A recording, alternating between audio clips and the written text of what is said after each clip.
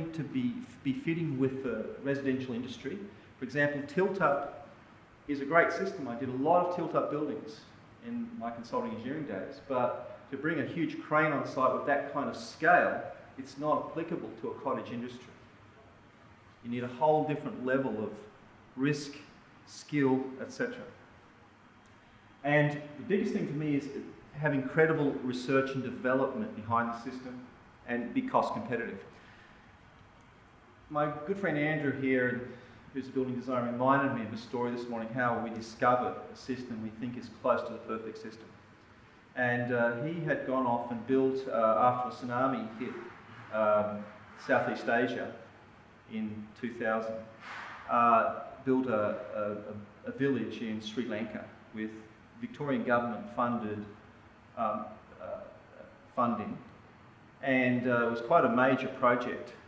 And he worked with this particular system I'm going to introduce today, and then he worked with a friend who then worked with CSR, who took on the system and developed it into a credible research and developed system.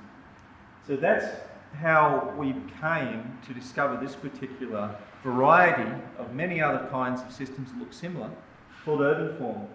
And the reason I looked at it particularly is because of this little logo up here. Because I know these guys have deep pockets for research and development. And I visited the labs and I saw the research facilities and spoke to engineers and saw what they'd done. And I knew that I could, if I was going to go and build someone's house, I could back myself up with that kind of, having that kind of backup, that kind of research and development behind me. So it's a fast and cost-effective permanent formwork system for this construction of reinforced concrete-filled structural walls. That's all it is. And I'll get in to show you our first a pictorial thing going for a few weeks on how this works. And this is our first project. So we're very new at this, but we've had all the learning curve, I have to say. We know exactly everything about it from this project. That's our very first panel. We're sticking up. Notice the absence of scaffolding.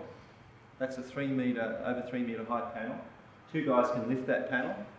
Notice here what it looks like. You've got, oh here you go. You've got an outer layer of polystyrene, which is in our case 50 mil. You can go 75 mil. Cementel fibre cement sheet, which is a waterproofed proprietary fibre cement developed by CSR. You've got steel studs in there glued to an internal panel, internal fibre cement sheet, and that gets filled with concrete. So you've end up with thermal mass and polystyrene on the outside for insulation. And sits on a, shoot a base track in to the concrete. You can see what's happening here, just using a joining stud with a rapid fire screw gun, glued and screwed to allow the next panel to join on. Using expanding foam on the external surface through the polystyrene. And that's our first bit of wall panel. That's a few days later, going through our little learning curve. And notice here, there's the brickwork from the mass brick or the cavity-filled retaining walls, which we're still using for our retaining walls, although we're going to adapt this system to that as well in time. But notice we've got scaffold here at 1.5 metres. Notice there's no scaffold here. And keep that in mind when we start talking about costs in a little bit. Also notice how clean that site is. No big piles of brick rubble and stuff lying around, and brick straps and timber and whatever.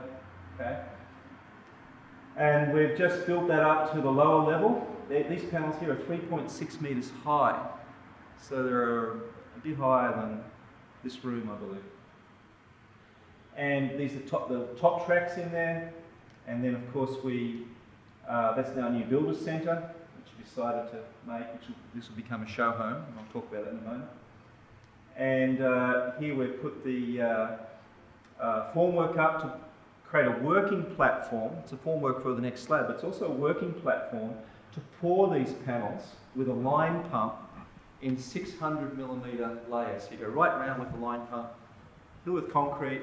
Eventually we'll use fly ash based or blended cement concrete, developing concretes now which have no carbon imprint. And we'll be continually innovating to bring those kinds of technologies into this system. And you can see the slabs all formed up, and you can start to see the hydronic floor heating pipes going, which we're going to talk about a little bit more this morning. And there's an avid supporter, and you can see how these panels are all stacked up neatly, very economical. Notice also that once we pour that slab, you don't have to wait 3 weeks like another project we've currently got, 21 days before we come and load the slab with brickwork. That's 3 weeks of nothing happening on that slab.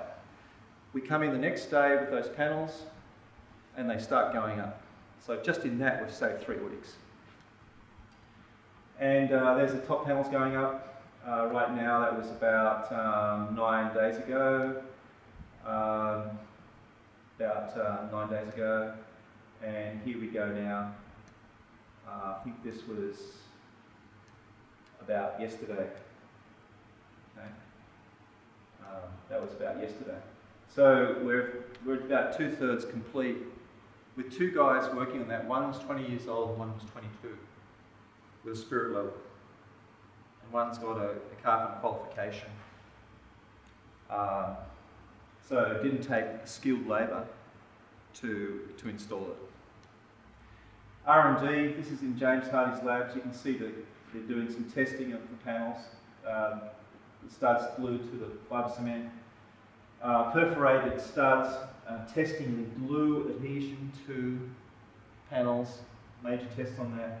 These little spacer things were another innovation to hold the flanges together while you pour the concrete, because the hydrostatic load of the concrete is one of the biggest stresses on the system. It's got to be able to hold that concrete as you pour it and fill it with concrete. And heat rain test, because if you have a perfect system,